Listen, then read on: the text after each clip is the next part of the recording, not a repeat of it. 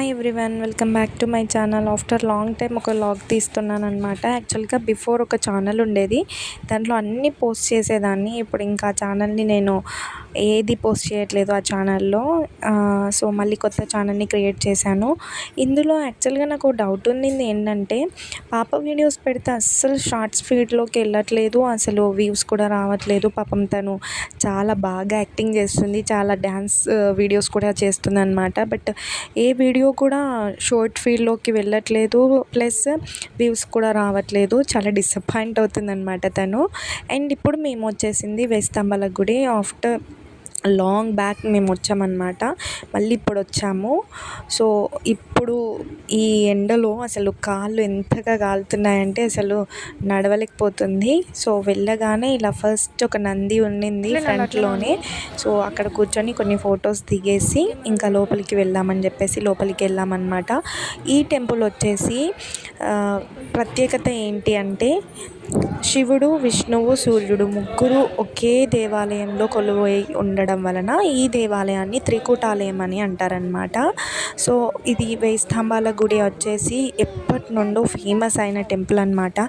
ఇది world heritage సైట్లో ఒక స్థానాన్ని సంపాదించుకుంది. సో అంత ప్రత్యేకమైనటువంటి ఒక పురాణాత్మక కట్టడానికి వెళ్ళినందుకు చాలా హ్యాపీగా అనిపించింది అనమాట. అండ్ దట్టు అది స్పెషల్ డే కాబట్టి అక్కడికి వెళ్ళి నేను దర్శించుకోవాలని చెప్పేసి అనుకున్నాను. సో ఇదంతా కూడా ఇక్కడ అర్చన అంతా జరుగుతుంది. యాక్చువల్గా ఇన్సైడ్ మొబైల్ అలో లేదు. సో దానికోసం అని చెప్పేసి నేను కొంచెం మాత్రం దేవుడు కనిపించాడు అనుకుంటా, మీ అందరికీ కూడా దేవుడు కనిపించాలని చెప్పేసి కొంచెం వీడియో క్లిప్ తీసి పెట్టేస్తున్నాను అనమాట. అండ్ అవుట్ సైడ్ రాగానే ఇక్కడ మంచిగా పిక్స్ దిగుదామని ఫిక్స్ అయ్యాను. సో అర్చనకి ఒక 50 రూపీస్ ఇచ్చేసి పోయాను. ఓన్లీ 50 రూపీస్ పే చేసి టికెట్ తీసుకొని వెళ్ళిపోవచ్చు అనమాట. సో ఇలా బయటకు వచ్చి ఇక్కడ ఈ నందిని చూస్తే మీకు అర్థమై ఉండొచ్చు, వర్షం మూవీ మొత్తం ఇక్కడే జరిగిందనమాట. ఈ వర్షం సాక్షిగా సాంగ్ షూట్ ఇక్కడే జరిగిందనమాట. సో ఆ ప్లేస్లో కూర్చొని కొన్ని పిక్స్ అయితే క్యాప్చర్ చేసేసుకున్నాను. దెన్ ఆఫ్టర్ చాలా మంది ఉన్నారనమాట. సో కొంచెం అలా పక్కకి వెళ్తే ఇక్కడ మంచి బ్యూటిఫుల్ లొకేషన్స్ ఉన్నాయి. సో ఇక్కడ మంచిగా పిక్స్ తీసుకుందామని ఫిక్స్ అయిపోయి పాపని పైకెక్కించాను. బట్ దించడమే చాలా కష్టంగా అనిపించింది అనమాట.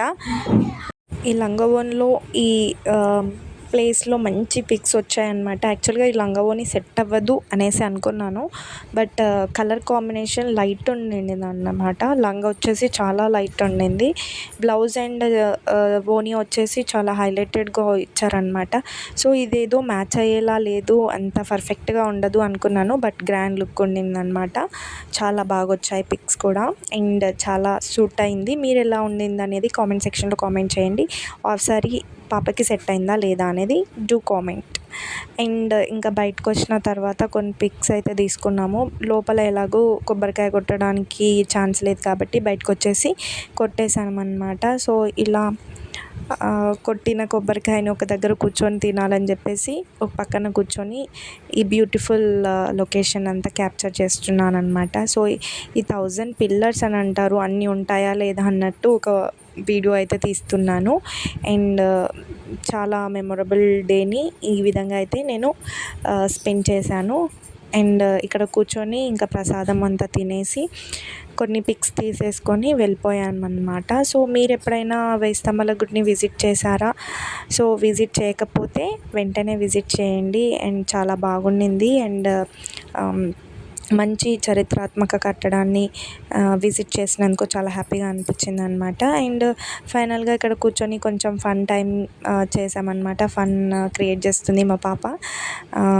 సో ఇలా పిక్స్ దిగమన్నప్పుడల్లా ఏదో ఒకటి చేస్తూ ఉంటుంది. అండ్ మమ్మల్ని దిగనివ్వదు, తను దిగదు. సో మొత్తానికైతే ఇలా స్పెండ్ చేసాము. అండ్ దర్శనం కూడా చాలా బాగా జరిగింది.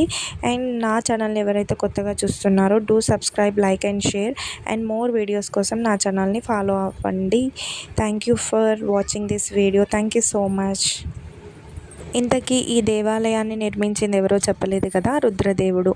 సో ఈ వేయి స్తంభాల గుడిలో కొలువైనటువంటి త్రిమూర్తులు శివుడు, విష్ణువు, సూర్యుడు, వీరి ముగ్గురు యొక్క ఆశీర్వాదాలు మీ మీద ఎల్లప్పుడూ ఉండాలని కోరుకుంటున్నాను. అండ్ ఈ దేవాలయాన్ని ముగ్గురు కొలువై ఉండడం వలన ఈ దేవాలయాన్ని త్రికూటాలయం కూడా అంటారు, రుద్రేశ్వరాలయం అని కూడా అంటారు. Do subscribe.